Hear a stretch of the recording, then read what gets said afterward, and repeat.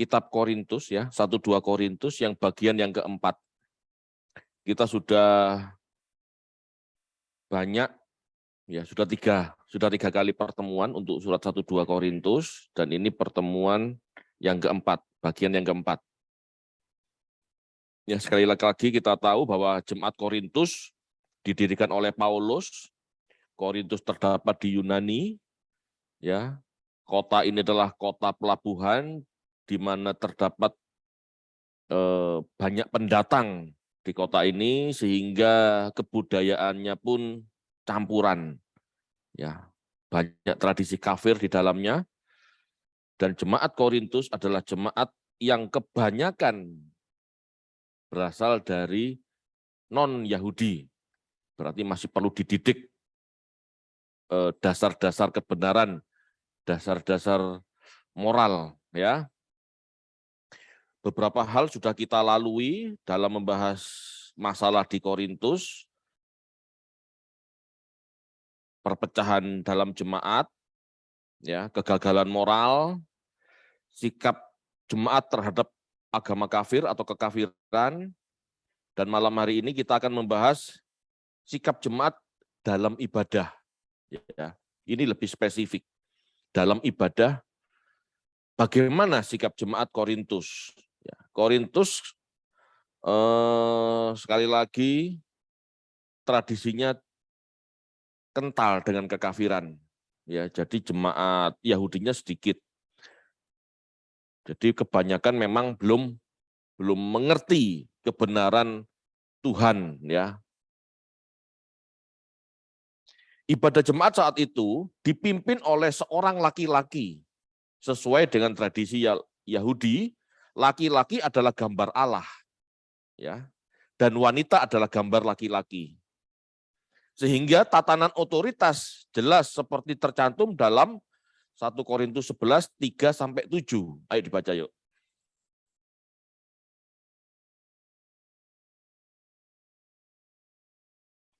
1 Korintus 11 ayat 3-7. Tetapi aku mau supaya kamu mengetahui hal ini, yaitu kepala dari tiap-tiap laki-laki ialah Kristus, kepala dari perempuan ialah laki-laki, dan kepala dari Kristus ialah Allah. Tiap-tiap laki-laki yang berdoa atau bernubuat dengan kepala yang bertudung menghina kepalanya. Tetapi tiap-tiap perempuan yang berdoa atau bernubuat dengan kepala yang tidak bertudung menghina kepalanya, sebab ia sama dengan perempuan yang dicukur rambutnya. Sebab jika perempuan tidak mau menudungi kepalanya, maka haruslah ia juga menggunting rambutnya. Tetapi jika bagi perempuan adalah penghinaan bahwa rambutnya digunting atau dicukur, maka haruslah ia menudungi kepalanya. Ayat 7, sebab laki-laki tidak perlu menudungi kepalanya, ia menyinarkan gambaran dan kemuliaan Allah. Tetapi perempuan menyinarkan kemuliaan laki-laki. Ya, di pasal ini Paulus menjelaskan hubungan laki-laki dan wanita di dalam sebuah jemaat. Di ayat ini ada kebenaran Tuhan, tapi juga kental dengan tradisi Yahudi. Kalau kita anggap ini kebenaran firman Tuhan, tentang kerudung segala macamnya, berarti mulai minggu besok kita berkerudung. Ya, beli kerudung. Nggak perlu sampai menutupi muka, yang penting ada tutup kepalanya. Ya, kayak Bu Sinta Nuriyah Abdurrahman Wahid. Nah, gitu ya. Atau kalau Anda pernah tahu Bu Rita, nah, pakai seperti itu. Dan sebagian gereja pakai seperti itu, ya. Tapi kalau saya ini memahaminya sebagai sebuah tradisi. Ya, tradisi yang sopan. Tradisi kesopanan gitu ya. Jadi kalau datang ke gereja ya bersikaplah yang pantas, jangan terlalu menor gitu ya. Jangan terlalu menor, itu tidak sopan sebetulnya. Ya jadi berkuncir-kuncir, banyak perabot di atas kepala ini itu tidak sopan, ya. Itu tidak sopan, berkepang-kepang itu ada ayatnya kan, itu tidak sopan. Jadi ya dandanlah yang pantas. Itu cukup. Tapi kalau tradisi Yahudi, Anda harus berkerudung. Ya. Tradisi lisan Yahudi ini masih kental mewarnai teologi Paulus, ya. Tetapi namun gitu ya, tidak merendahkan wanita seperti umumnya Yahudi saat itu. Kalau orang Yahudi itu merendahkan wanita sama sekali, benar-benar merendahkan wanita. Bahkan doa-doanya pun merendahkan. Tuhan, terima kasih aku diciptakan sebagai laki-laki.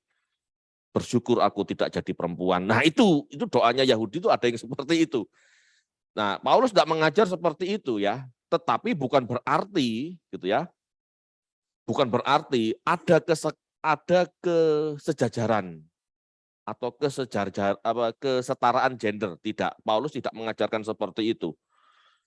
Kebenaran dalam Alkitab yang diajarkan oleh Rasul Paulus bahwa memang laki-laki adalah gambar Allah dan wanita adalah gambar laki-laki. Ya. Tetapi meskipun demikian, ada juga teolog-teolog Kristen yang berpikir bahwa gambar Allah itu laki-laki dan perempuan. Ada juga yang seperti itu. Jadi laki-laki dan perempuan itu gambar Allah. Tetapi Paulus di sini menjelaskan laki-laki gambar Allah dan wanita adalah gambar laki-laki. Gambar itu ikon, gitu ya. Ikon. Wanita harus sopan, bertudung. Wanita harus menerima ajaran dan tidak boleh banyak bicara, apalagi mengajar. Ya, bersyukur ya, Anda di gereja ini kan tidak pernah dilarang bicara ya. Tapi kalau di sana, wanita tidak boleh bicara, tidak boleh cerewet, tidak boleh mengajar. Jelas ya? Sebab dulu wanita umumnya memang tidak belajar. Harus mengerti gitu loh ya. Kita bandingkan ya, 1 Korintus 14 ayat 34 sampai 35.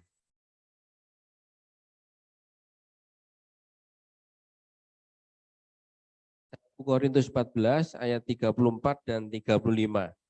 Sama seperti dalam semua jemaat orang-orang kudus, perempuan-perempuan harus berdiam diri dalam pertemuan-pertemuan jemaat, sebab mereka tidak diperbolehkan untuk berbicara.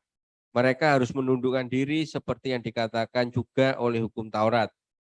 Jika mereka ingin mengetahui sesuatu, baiklah mereka menanyakannya kepada suaminya di rumah. Sebab tidak sopan bagi perempuan untuk berbicara dalam pertemuan jemaat.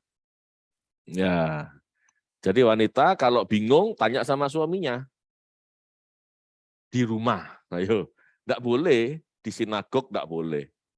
Enggak sopan, gitu ya. Apalagi mengajar, tanya aja enggak boleh, apalagi mengajar. Gitu ya.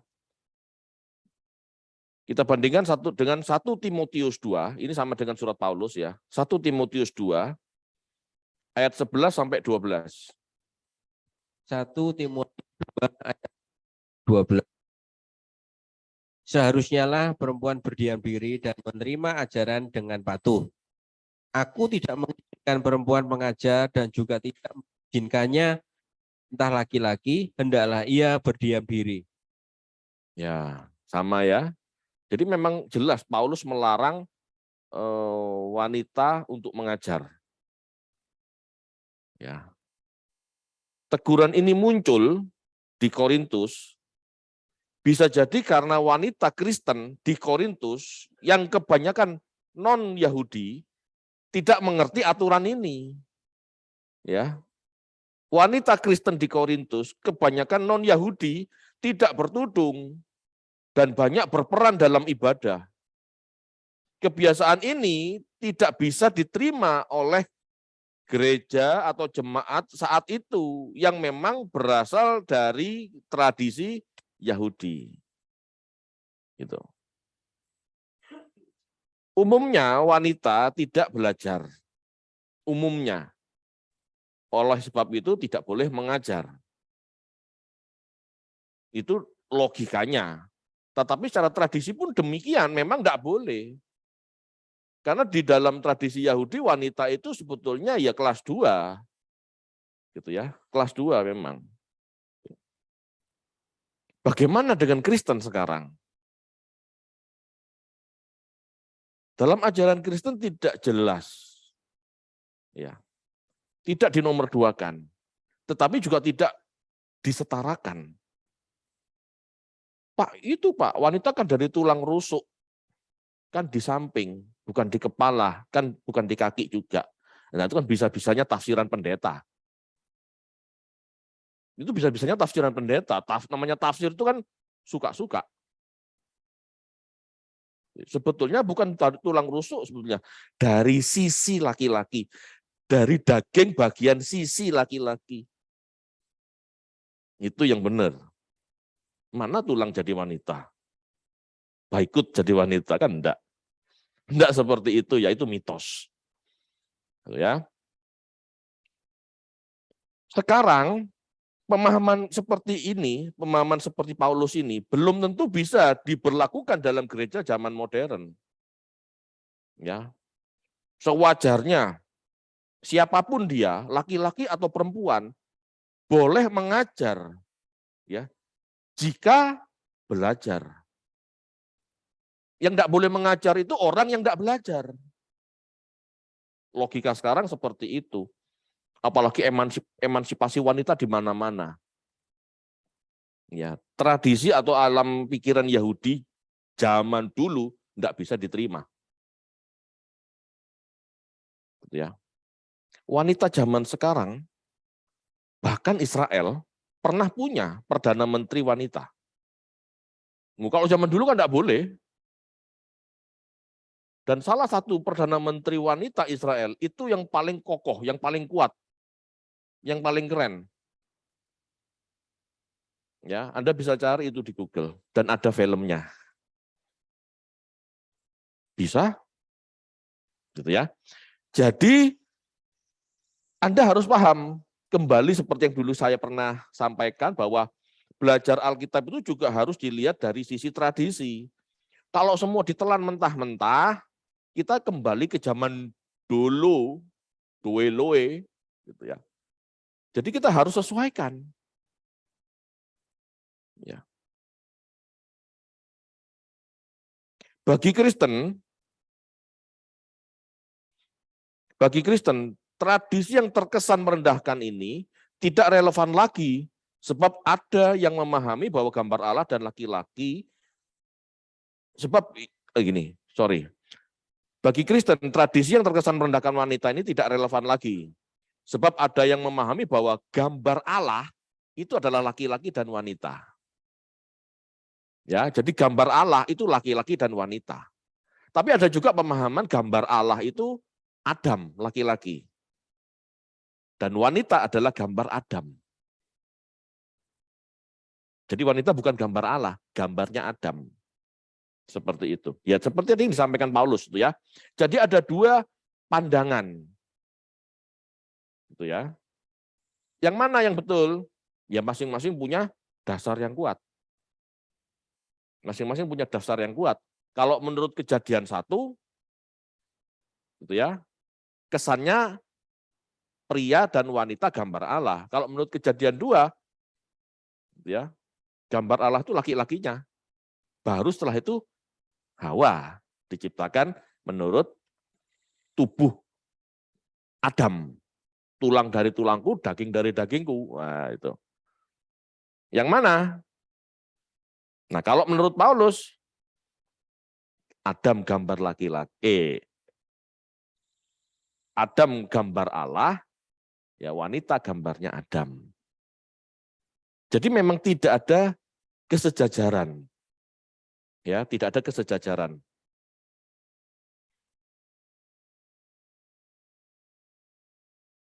Namun bukan berarti Kristen menganut kesetaraan gender atau kesejajaran seperti pemahaman para feminis. Anda tahu ya, ngerti ya para feminis. Para feminis itu orang-orang yang memperjuangkan kesetaraan gender. Ya. Orang Kristen, ya Kristen, pengajaran Kristen menghormati wanita, tetapi bukan menganut kesetaraan gender sebetulnya. Sebab banyak hal yang memang tidak bisa disejajarkan. Enggak bisa. Misalnya sebagai kepala rumah tangga, pencari nafkah umumnya tetap laki-laki. Meskipun ada beberapa wanita yang bisa lebih kaya, lebih banyak duitnya, lebih berhasil dalam bekerja, ada. Tetapi kepala rumah tangga laki-laki. Ya. Jadi kuli bangunan kebanyakan laki-laki. Meskipun ada yang perempuan, di Bali itu kebanyakan perempuan juga gitu ya. Di Bali meskipun perempuan ada yang sebagai kuli bangunan, tetapi kepala rumah tangga tetap laki-laki. Bahkan wanita-wanita jadi kuli bangunan karena laki-laki diistimewakan. Gitu. Ini kenyataan. Saya bukan anti kesetaraan gender, ya.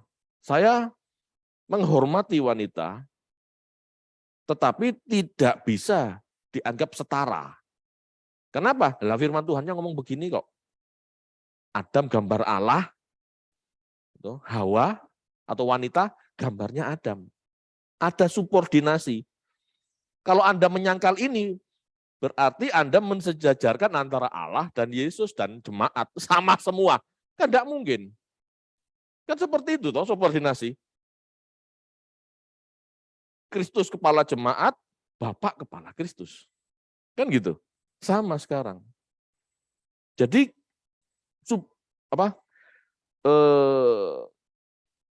ketidaksetaraan ini memang nyata gitu ya. Nyata. Kedua gitu ya. Kalau kesetaraan gender benar-benar ditegakkan, maka jika naik bis ya, lalu ada seorang wanita berdiri tidak dapat tempat duduk, ya kita tidak perlu oper. Betul ya? Karena setara.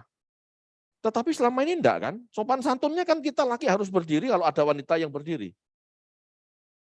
Gantian, Bu silakan duduk, saya yang berdiri. Kan begitu. Kalau kesetaraan gender, ya biarin dia berdiri, mau setara kok. Ngapain? Iya kan? Lagi. Ini fakta bahwa tidak ada yang namanya kesetaraan gender sebetulnya. Yang ada menghormati gender. Ya, saya memiliki prinsip menghormati gender yang lain, tapi tidak ada yang namanya kesetaraan gender karena Tuhan menciptakan memang berbeda. Kalau enggak gitu enggak jelas kepala rumah tangga siapa, otoritas di mana enggak jelas nanti. Contoh tentara. Kalau memang tentara kalau memang namanya kesetaraan gender, maka jadi tentara, laki maupun wanita dicampur. Satu barak, kalau mandi rame-rame, betul? Harus seperti itu. Kenyataannya enggak kan? Meskipun di tentara itu ada tentara wanita, tetap baraknya dipisah. Tetap kalau mandi, beda tempat. Nah kalau enggak kan gimana? Tentara tuh mandi, harus bisa di mana saja. Di sungai rame-rame, jebyur mandi rame-rame. Laki perempuan dicampur. Enggak mungkin. Itu membuktikan tidak adanya kesetaraan gender. Kalau setara, ya mandi aja rame-rame. Ada satu negara di Eropa yang benar-benar menyetarakan gender. Jadi di barak, laki perempuan campur. Mandi pun campur. Enggak ada masalah di sana. Karena memang mereka terbiasa. Terbiasa. Tapi kalau di negara-negara lain, umumnya negara lain, kan enggak bisa seperti itu. Ya. Sekali lagi, kita harus memahami bahwa kitab suci tidak pernah mengajarkan gitu ya. Alkitab tidak pernah mengajarkan kesetaraan gender. Alkitab mengajarkan menghormati gender. Itu ya. Kita baca yuk dari yang lain ya supaya jelas. Efesus 2 ayat 22 sampai 24. Ini surat Paulus juga.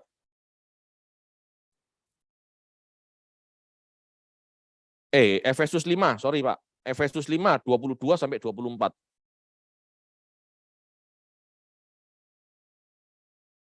Efesus 5 ayat 22 sampai 24. Hai istri, tunduklah kepada suamimu seperti kepada Tuhan. Karena suami adalah kepala istri sama seperti Kristus adalah kepala jemaat. Dialah yang menyelamatkan tubuh. Karena itu sebagaimana jemaat tunduk kepada Kristus, demikian jugalah istri kepada suami dalam segala sesuatu. Jelas, tidak ada ya dalam kekristenan kesetaraan gender. Yang ada adalah menghormati gender yang lain, menghormati gender yang diciptakan Tuhan yang berbeda, ya, menghormati gender yang berbeda, yang sama-sama ciptaan Tuhan. Itu yang benar. Jadi tidak ada kesetaraan gender seperti kaum feminis, semua disamakan. Kalau memang disamakan, ya kalau memang bisa disamakan, itu orang-orang yang suka main game seneng. Mami kerja saja, aku tak di rumah. Aku tak ngegame, kora-kora, cuci piring. Seneng cowok kayak gitu. Tapi kan tidak bisa. Ya, tidak diajarkan seperti itu. Laki tetap harus bekerja, laki tetap harus kepala rumah tangga. Otoritas tetap laki-laki meskipun yang perempuan lebih menghasilkan misalnya, tetap. Tapi itu sulit. Ya, faktanya memang sulit. Tetapi gimana gitu ya. Apapun, bagaimanapun, laki-laki memang dirancang Tuhan sebagai kepala, sebagai gambar Kristus. Gitu ya. Nah, jadi Paulus juga menegur tentang peran wanita di gereja Korintus saat itu. Ya, enggak boleh. Nah, lantas bagaimana sekarang, Pak? Kalau sekarang sudah berbeda. Sekarang sudah berbeda. Siapa yang belajar, silakan mengajar. Kalau enggak belajar, jangan mengajar. Sebetulnya gitu saja. Gitu ya.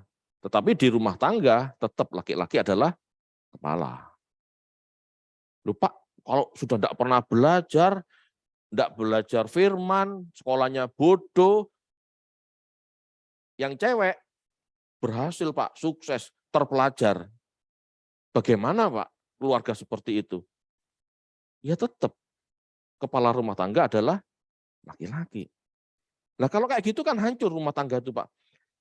Gini ya, kalau ngerti yang laki bodoh, tidak bekerja, males, tidak menghasilkan. Lah cewek yang katanya pinter, yang katanya sukses itu lah kok milih suami seperti itu kan? Kan aneh, berarti kan cari penyakit. Paham ya? Makanya jadi dalam menikah, ayo para cewek yang belum menikah, perhatikan calon suami itu orang terpelajar enggak? Orang terdidik enggak? Orang yang giat bekerja enggak? Orang yang bisa memimpin sebagai kepala rumah tangga enggak? Kalau enggak ya jangan menikah sama cowok seperti itu. Seharusnya demikian. Misalnya ada cewek-cewek putra-putri kita gitu ya. Harus diarahkan. Jangan mau sama cowok, terserah kamu, terserah mami. Hati-hati, nggak bisa jadi kepala rumah tangga. Nggak benar seperti itu. Ya, bahkan cewek pun seandainya pun memang lebih pintar, lebih sukses, siapa tahu di kemudian hari seperti itu ya tetap belajar menundukkan diri. Seharusnya seperti itu, aturannya seperti itu, tatanannya seperti itu. Ya, ini yang bisa disampaikan ya, ini yang saya bisa sampaikan di Korintus. Ini akan lebih jelas kalau ini menjadi satu topik khusus. Ini masalahnya kan kita belajar surat Korintus itu apa saja masalahnya. Nah, salah satunya ini. Paulus selain masalah wanita yang berperan berlebihan di Korintus, Paulus juga mengkritisi perjamuan kudus yang dilakukan secara sembrono. Perjamuan kudus adalah peringatan akan Tuhan. Jadi sudah seharusnya dilakukan dengan hormat dan tertib. Kita baca yuk, 1 Korintus 11 ayat 26 sampai 29.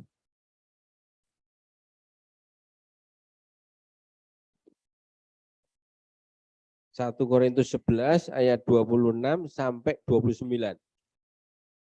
Sebab setiap kali kamu makan roti ini dan minum cawan ini, kamu memberitakan kematian Tuhan sampai ia datang. Jadi, barang siapa dengan cara yang tidak layak makan roti atau minum cawan Tuhan, ia berdosa terhadap tubuh dan darah Tuhan. Karena itu, hendaklah tiap-tiap orang menguji dirinya sendiri, dan baru sesudah itu ia makan roti dan minum dari cawan itu. Karena barang siapa makan dan minum tanpa mengakui tubuh Tuhan, ia mendatangkan hukuman atas dirinya. Ya, jadi saat itu kelihatannya perjamuan makan gitu ya. Perjamuan kudus ini, perjamuan ini masih merupakan tradisi makan bersama. Belum terlalu liturgis seperti perjamuan kudus zaman sekarang. Tetapi mereka tidak tertib. Ada kebiasaan buruk, yaitu beberapa orang makan terlebih dahulu dan menghabiskan makanan. Sehingga perjamuan Tuhan tidak bisa dilaksanakan dengan baik. Kita baca yuk. 1 Korintus 11 ayat 21 sampai 22. 1 Korintus 11 ayat 21 dan 22. Sebab pada perjamuan itu, tiap-tiap orang memakan dahulu makanannya sendiri, sehingga yang seorang lapar dan yang lain mabuk. Apakah kamu tidak mempunyai rumah sendiri untuk makan dan minum?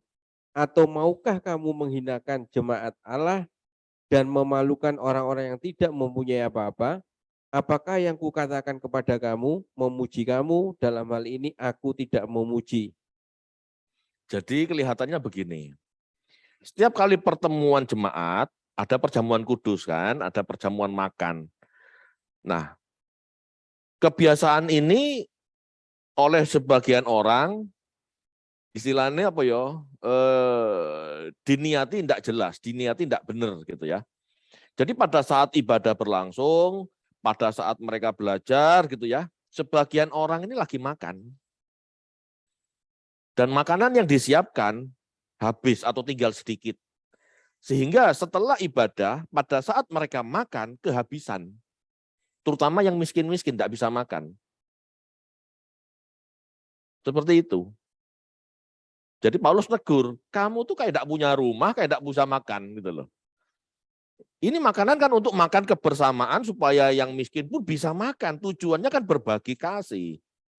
Nah, kamu makan duluan, ngabisin makanan. Emangnya kamu tidak bisa makan di rumah?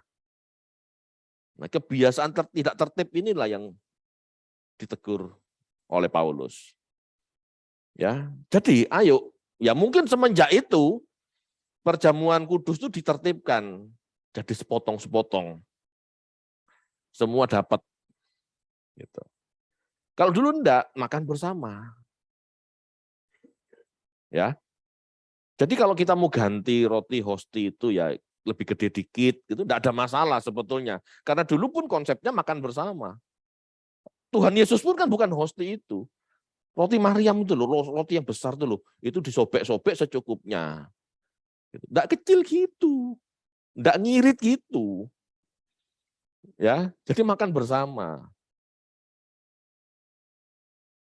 Kalau sekarang ini kan ambil simpelnya, karena gereja tambah besar, tambah ramai, kan enggak mungkin roti besar-besar tuh dibagikan. Ya cukup kecil-kecil. Yang penting kan kita mengenang Kristus. Poinnya akhirnya esensinya adalah mengenang Kristus itu. Ya. Makannya makan di rumah masing-masing. Atau kalau mungkin gereja tidak terlalu besar gitu ya, bisa setelah ibadah baru makan-makan. Dan itu bukan perjamuan kudus. Ya makan biasa. Gitu ya. Nah, seperti itu yang terjadi di Korintus. Oke, selanjutnya.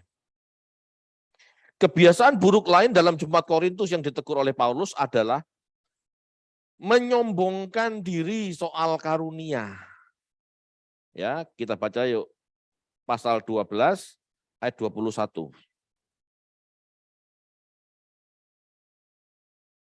1 Korintus 12 ayat 21. Jadi mata tidak dapat berkata kepada tangan, aku tidak membutuhkan engkau, dan kepala tidak dapat berkata kepada kaki, aku tidak membutuhkan engkau. Ya, Paulus ngomong, nggak ada yang lebih hebat. Ada bermacam-macam karunia. tapi tidak ada yang lebih hebat. Kenapa? Karena semua itu perlengkapan untuk membangun jemaat. Tujuannya satu, untuk jemaat. Itu sebabnya Paulus menegaskan bahwa karunia adalah sarana untuk membangun jemaat sebagai tubuh Kristus. Pasal 12 ayat 7. Ayo dibaca. 1 Korintus 12 ayat 7. Tetapi kepada tiap-tiap orang dikaruniakan penyataan roh untuk kepentingan bersama. Untuk kepentingan bersama. Jadi kalau Anda berbahasa lidah asing yang tidak membangun jemaat, sebaiknya Anda tidak perlu berbahasa lidah. Sebetulnya aturannya seperti itu menurut Paulus.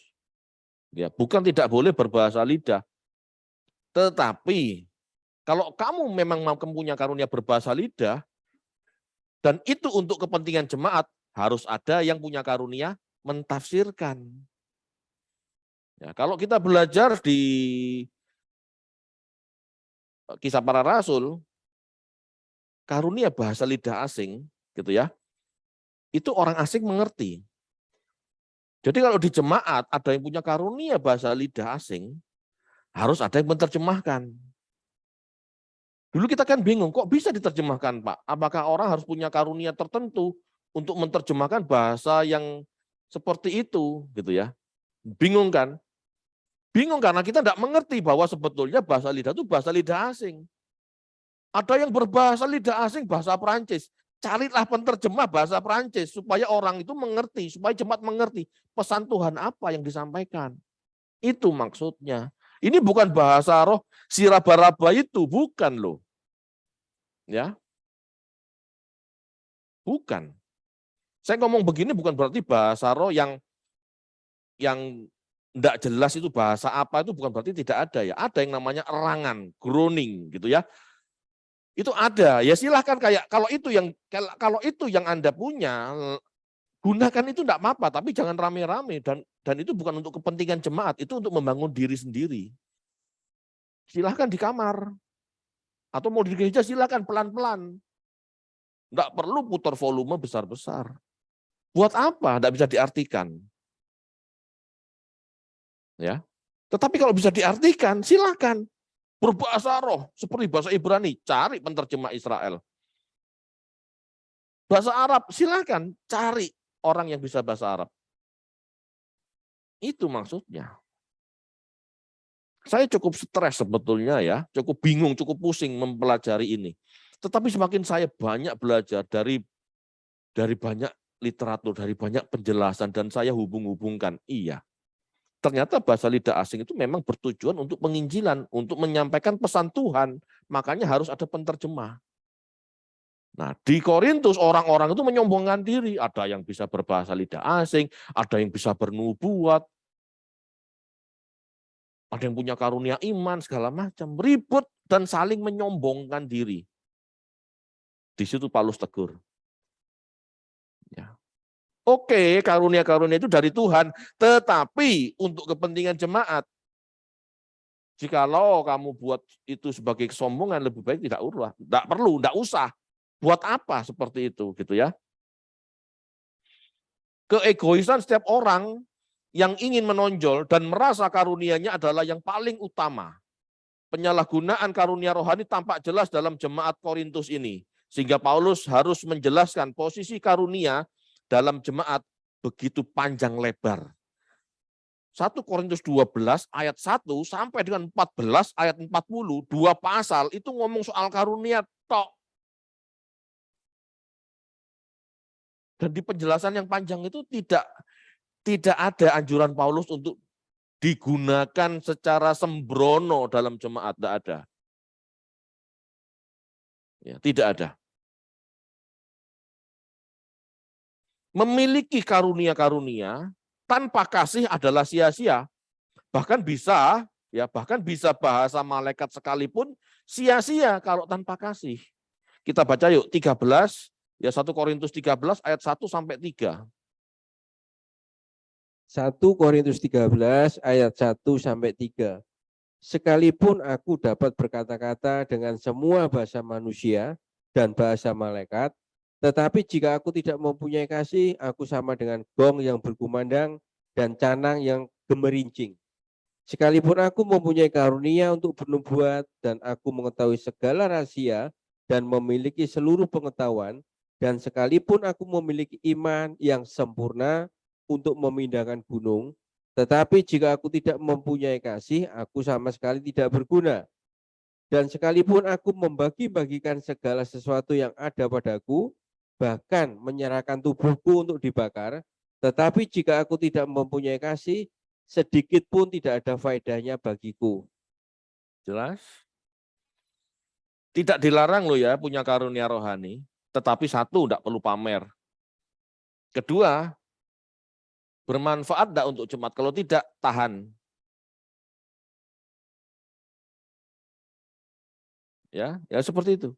Ketiga, nggak perlu banggakan itu kalau Anda tidak punya kasih. Tidak bisa.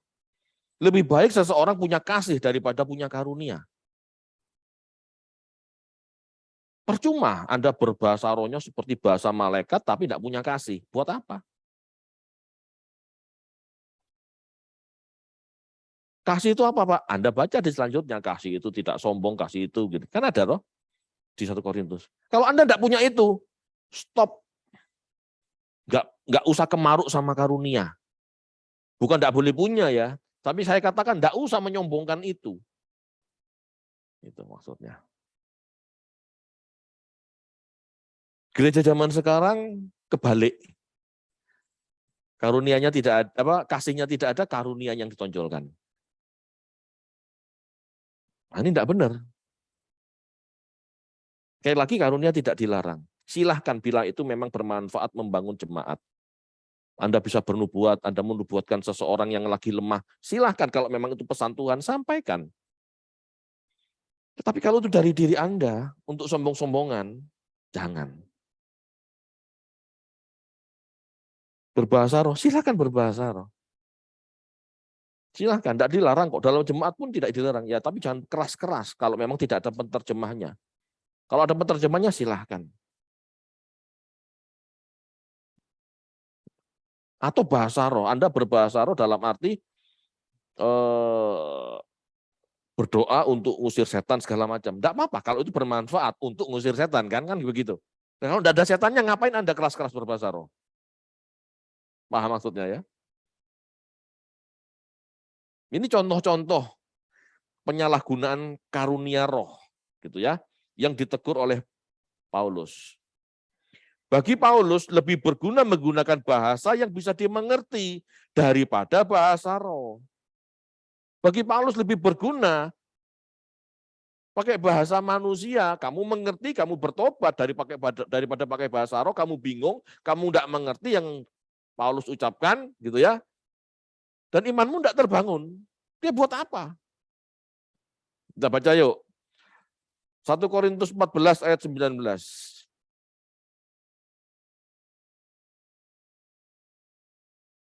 1 Korintus 14 ayat 19. Tetapi dalam pertemuan jemaat, aku lebih suka mengucapkan 5 kata yang dapat dimengerti untuk mengajar orang lain, juga daripada beribu-ribu kata dengan bahasa roh. Jelas ya. Kenapa Paulus ngomong begitu? Karena orang berubah itu karena pengertian, bukan karena bahasa roh. Orang bertobat itu karena pengertian. Orang bertobat, orang metanoia, perubahan pola pikir, ini dari pengertian, bukan dari bahasa roh. Karena bahasa roh tidak dimengerti. Kecuali ada yang mentafsirkan. Ya. Setiap orang dengan karunianya harus bisa mengendalikan diri atau mampu mengendalikan karunianya. Tidak perlu berebut atau bersaing. Jadi tidak ada yang namanya berbahasa roh kesurupan sehingga tidak bisa dikontrol, tidak seperti itu. Karunia itu bisa dikontrol oleh pemilik karunia. Ya. 1 Korintus 14 ayat 32 sampai 33. 1 Korintus 14 ayat 32 sampai 33. 32 dan 33. karunia nabi tahluk kepada nabi-nabi. Sebab Allah tidak menghendaki kekacauan tetapi damai sejahtera. Jelas ya? Karunia nabi tunduk pada nabi. Kalau orang itu punya karunia bahasa roh, dia tunduk pada pemilik bahasa rohnya. Harus tertib.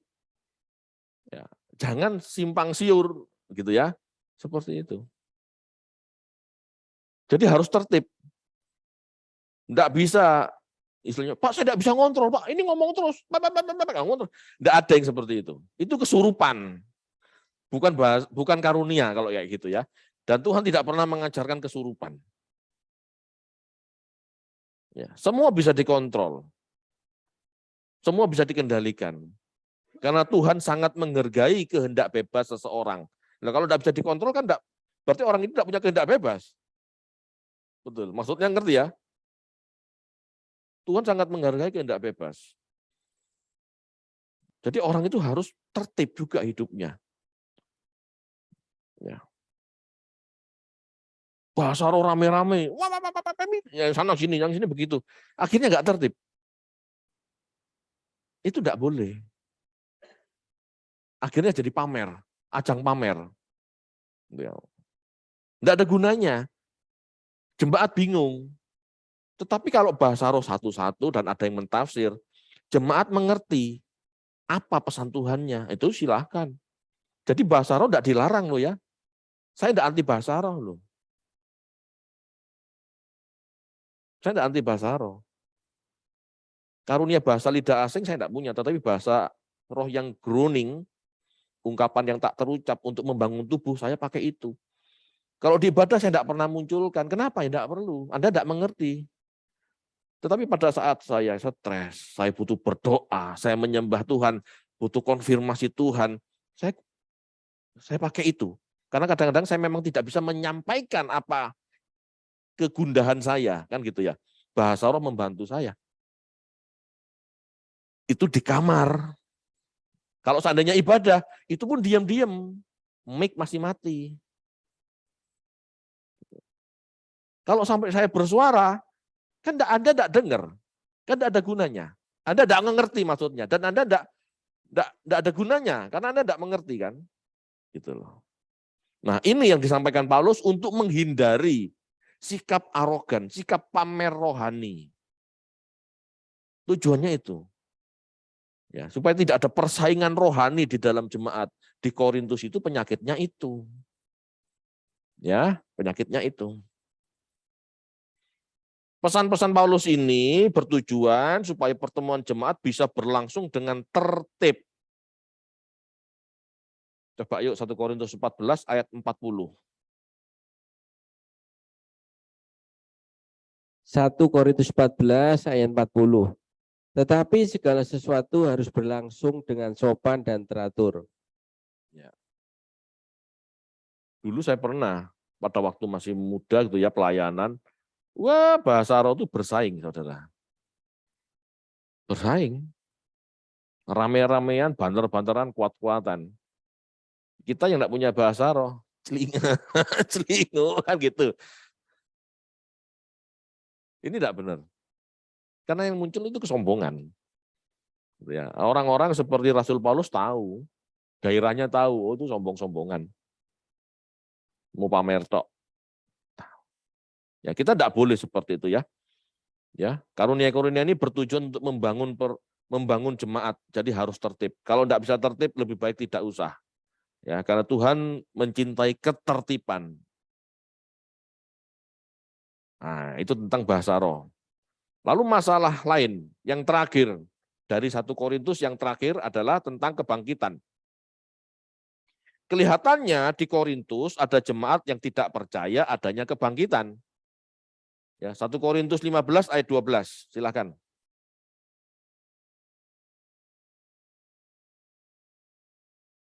Satu Korintus 15 ayat 12. Jadi bila mana kami beritakan bahwa Kristus dibangkitkan dari antara orang mati, bagaimana mungkin ada di antara kamu yang mengatakan bahwa tidak ada kebangkitan orang mati? Ya, jadi kesannya di jemaat itu ada yang tidak percaya kebangkitan. Paulus menjelaskan bahwa inti pemberitaannya adalah Yesus yang dibangkitkan. Sebab tanpa kebangkitan Yesus, maka sia-sia kepercayaan Kristen. Kalau Anda tidak percaya adanya kebangkitan tubuh, kalau Anda tidak percaya Yesus dibangkitkan, tidak usah jadi Kristen. Ngapain? Ngapain? Keyakinan Kristen itu dasarnya apa? Kebangkitan Yesus. Sebagai dasar kebangkitan kita. Sehingga kita bisa bersekutu dengan Allah kelak. Kalau Anda jadi Kristen hanya ingin diberkati, lebih baik tidak usah jadi Kristen. Karena tujuan Kristen bukan untuk cari berkat jasmani. Ya, kita baca yuk 1 Korintus 15 ayat 14 sampai 15. 1 Korintus 15 ayat 14 dan 15. Tetapi andai kata Kristus tidak dibangkitkan, maka sia-sialah pemberitaan kami dan sia-sialah juga kepercayaan kamu. Lebih daripada itu kami ternyata berdusta terhadap Allah, karena tentang Dia kami katakan bahwa Ia telah membangkitkan Kristus, padahal Ia tidak membangkitkannya. Kalau andai kata benar bahwa orang mati tidak dibangkitkan. Ya. Jadi kalau sampai Rasul Paulus dan rasul-rasul mengatakan bahwa Yesus bangkit, yang sebetulnya tidak bangkit, rasul-rasul ini kan berbohong kepada Allah. Rasul-rasul ini berbohong kepada Allah kalau ada kebangkitan, jika memang Yesus tidak bangkit. Kan dosa, berbohong demi nama Allah. Buat apa? Buat apa juga mereka harus mati? Buat apa juga mereka harus mati demi kebohongan yang mereka buat? Nggak ada untungnya. Dalam mengabarkan kebenaran mereka nggak boleh cari duit. Nggak boleh cari duit. Dia terima kolektor seikhlasnya. Nggak boleh terima besar-besar. Nggak ada tujuan materialistis.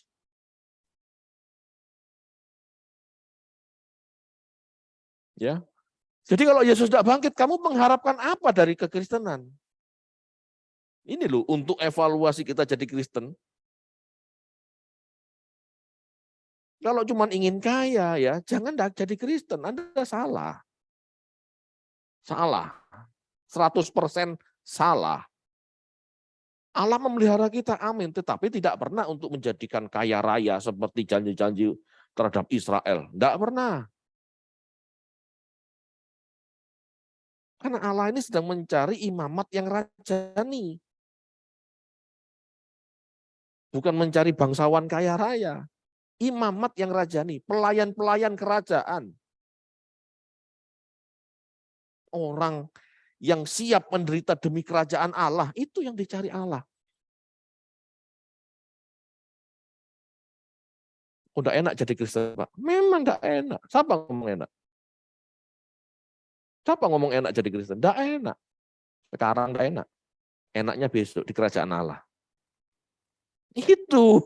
Jadi kalau pikirannya beribadah sebagai Kristen enak di bumi, Anda salah. Ya.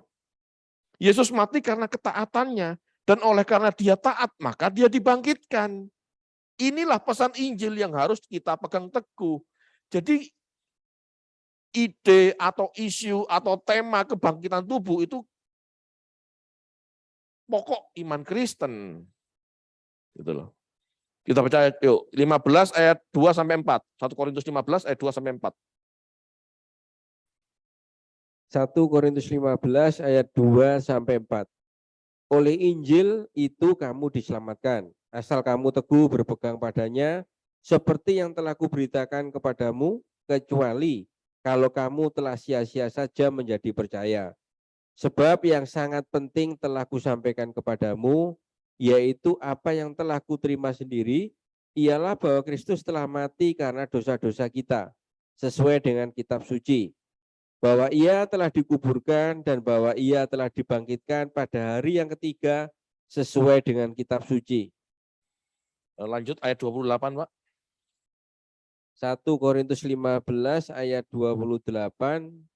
Tetapi kalau segala sesuatu telah ditaklukkan di bawah kaki Kristus, maka ia sendiri sebagai anak akan menaklukkan dirinya di bawah dia yang telah menaklukkan segala sesuatu di bawahnya, supaya Allah menjadi semua di dalam semua.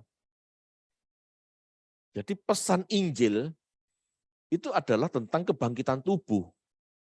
Dan bagaimana cara memperoleh kebangkitan tubuh. Itu pesan Injil, itu kekuatan Allah yang menyelamatkan kita. Kekuatan Allah ini maksudnya apa? Dengan kamu memahami Injil, kamu mengerti bagaimana kamu bisa dibangkitkan, kamu layak dibangkitkan seperti Yesus dibangkitkan. Dia taat sampai mati. Oleh karena itu dia dibangkitkan. Demikian juga kita harus taat sampai mati demi memperoleh kebangkitan. Itu pesannya. Kalau Anda Kristen tidak menghiraukan pesan kebangkitan, Anda jadi Kristen inginnya kaya raya, Anda salah jurusan. Kita jadi Kristen itu jurusannya antah berantah, bukan mall. Bukan mall, bukan perumahan mewah, bukan perusahaan internasional. Tidak ada yang arahnya ke sana. Pesan Kristen itu ya, ajakan untuk ke negeri di awan dulu, ke negeri di langit itu loh. Tidak ada duniawinya sama sekali. Dan ada satu pesan unik, ya, kalau Anda perhatikan. Dan sebetulnya ini jawaban untuk orang-orang Kristen yang mensejajarkan antara Allah dan anak Allah. Coba ulangi Pak, ayat 28. 1 Korintus 15 ayat 28. Tetapi kalau segala sesuatu telah ditaklukkan di bawah kaki Kristus, maka ia sendiri sebagai anak akan menaklukkan dirinya di bawah Dia yang telah menaklukkan segala sesuatu di bawahnya, supaya Allah menjadi semua di dalam semua. Setelah Yesus ya dibangkitkan, ya selesai kan, maka dia akan menaklukkan dirinya. Jadi dalam posisi dia keilahiannya dia gitu istilahnya ya, bangkit dari kematian dan naik ke surga. Dia menaklukkan diri di bawah dia. Siapa dianya? Bapa. Ini pesan subordinasi. Jelas Bapak berbeda dengan Yesus. Yesus harus tunduk pada Bapak. Dia menundukkan diri, dia tidak mau ngelama gitu ya. Mensejajarkan diri dengan Allahnya, dengan Bapaknya, tidak. Meskipun dia anak Allah, dia menundukkan diri. Ini katanya subordinasi. Nah, kenapa orang Kristen tidak senang? Ini anehnya begitu ya. Ini pesannya jelas loh. Dia menundukkan diri, itu kan tanda dia mau taat, mau subordinasi, mau disubordinasi, mau merendahkan diri di bawah Allah, istilahnya. Sebab tanpa pesan subordinasi, manusia itu sulit disubordinasi sama Allah. Saya ulangi ya. Kalau Yesus tidak memunculkan pesan subordinasi di bawah Allah, manusia ini sulit disubordinasi oleh Allah bahkan. Buktinya, banyak orang Kristen klaim janjinya. Siapa dia kok Anda klaim?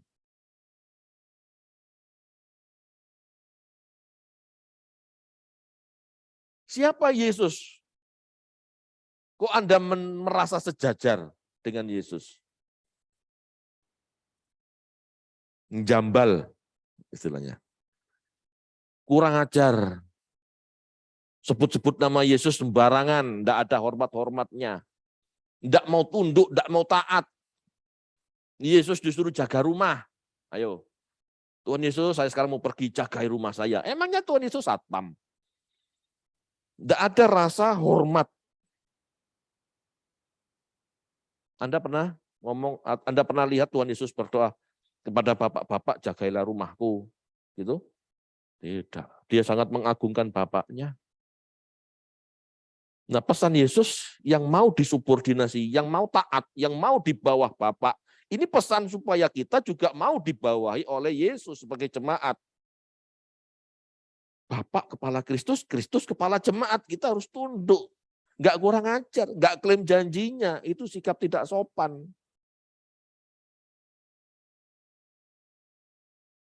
Pak, maksud nggak boleh minta penjagaan rumah? Loh, kan ada satpam yang Anda bisa gaji. Kenapa suruh Tuhan Yesus? Bahkan tanpa Anda minta, kalau itu memang rumahnya milik rumah. Gini, tanpa diminta, kalau rumah Anda itu memang hasil halal, hasil kerja keras, hasilnya anak Tuhan, ya, dan memang dalam rencana Tuhan, ini malaikat jaga kok. Kalau rumah Anda hasil pekerjaan haram, Tuhan nggak suka, ya dibakar saja, habis saja. Dibobol maling, ya dibobol maling saja, itu Tuhan nggak suka kan? Kan seperti itu pola pikirnya. Kenapa Anda ngatur Tuhan suruh jaga rumah?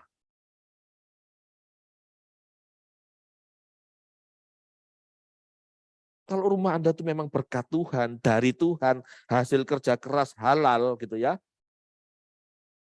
enggak perlu takut. Tuhan pasti jagai, wong memang itu rumah dari Tuhan. Tapi kalau Anda punya rumah bukan dari Tuhan, bukan berkat Tuhan, hasil korupsi, hasil apa? Maksud Tuhan suruh jagai rumah hasil korupsi? Enggak benar kan? Ayo pola pikirnya yang benar. Mulai gini loh. Jangan hanya menghormati Tuhan seolah-olah Tuhan itu senang di gudang. Dipuji-puji, dipuja-puja dalam nyanyian. Padahal hidup kita ngawur. Pola pikir kita salah.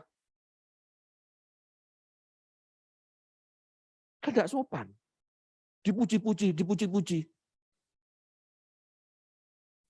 Tapi suruh jaga rumah. Apa bedanya Anda muji-muji satpam, lalu ngomong, jagakan rumahku ya, gitu.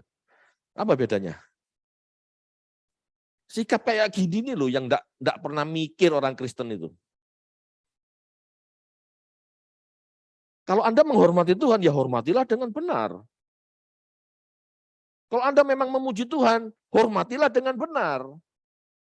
Apa artinya? Yesus, Raja. Jaga rumah ya Pak. Masa Raja Anda suruh jaga rumah? Yang benar, ini pola pikir kacau. Kenapa? Tidak memahami. Tidak memahami Injil. Injil itu bicara tentang kebangkitan tubuh. Di mana kebangkitan tubuh itu bisa terjadi jika ada ketaatan sampai mati. Demikian juga harus siap taat sampai mati. Taat ini berarti tanda apa? Tanda subordinasi, tanda perendahan diri. Berarti itu apa? Tanda meninggikan diri. Tanda kita rela disubordinasi. Kita mengerti, kita sadar kita itu bawahannya Tuhan, budaknya Tuhan. Jadi jangan bersikap kurang ajar, hormatilah dia.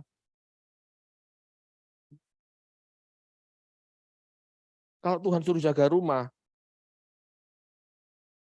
Tuhan tuh di mata Anda tidak lebih dari satpam. Benar ini. Kan sikap hati Anda, berarti rumah Anda lebih berharga daripada penjaganya kan? Bagiku Yesus berharga. Ya tidak mungkin suruh jaga rumah. Anda berani suruh bos Anda jaga rumah? Bos jagakan rumah. Kurang ajar, pecat besok hilang kon. Betul. Anda pikir siapa Tuhan? Ayo belajar menghayati Tuhan itu lebih agung dari kita, lebih mulia dari kita. Jaga, ya jangan hanya bisa muji-muji di mulut, tetapi pola pikir ini diletakkan dengan tepat.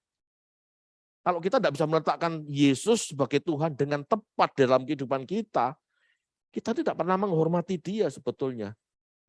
Hanya ambil keuntungan. Hanya ambil keuntungan. Apa namanya ambil keuntungan tuh? Sikap ambil keuntungan itu namanya apa? Oportunis. Anda jadi Kristen cuma oportunis. Yesus jaga rumah, Yesus jaga keluarga, Yesus berkati.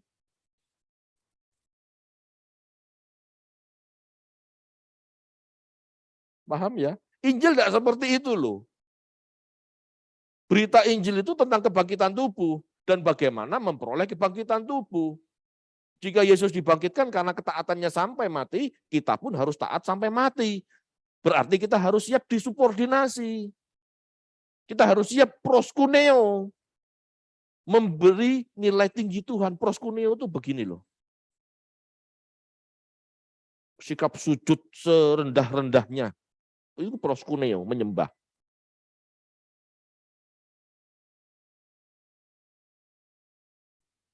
Itu sikap harafiahnya. Sikap hati kita itu yang lebih penting.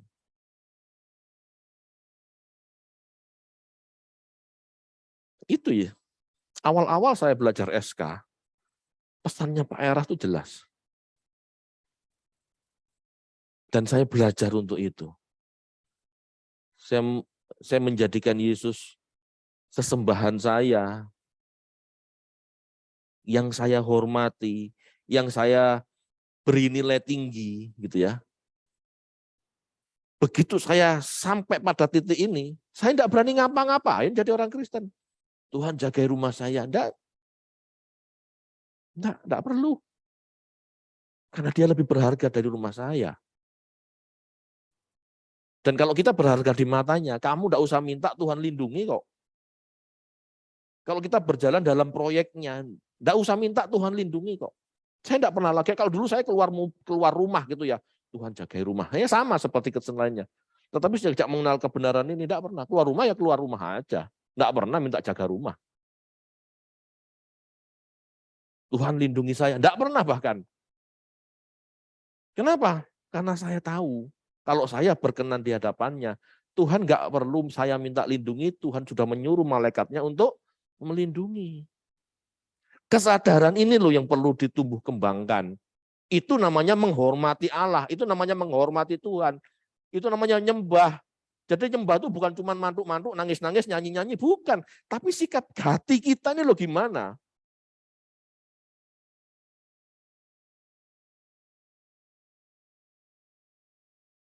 Saya percaya Tuhan menjagai kemana saya pergi. Ya enggak perlu diminta, Tuhan jagai saya dalam perjalanan begini. Enggak perlu. Bukan enggak boleh ya, enggak perlu. Tapi masih boleh Pak. Ya terserah kalau Anda enggak yakin. Kan gitu toh. Kalau saya yakin, dia Tuhan saya kok. Saya hambanya kok. Dalam pengutusan saya kemanapun, dia akan jagai saya. Dia akan kirim malaikatnya untuk menyertai saya. Tidak perlu saya minta jagai saya. Saya berusaha bersikap sopan terhadap dia. Dia bukan satpam. Dia raja saya. Berani ngomong sama Pak Jokowi jaga rumah saya ya. Loh, kan kurang ajar. Tetapi kalau itu anaknya, nggak usah diminta, Pak. Bu, pas pampres sudah di sana. Betul ya? Cara berpikirnya dulu, ayo yang benar. Oke, saya rasa cukup. 4 masalah terakhir ini adalah masalah 1 Korintus. Minggu depan kita masuk 2 Korintus. Oke?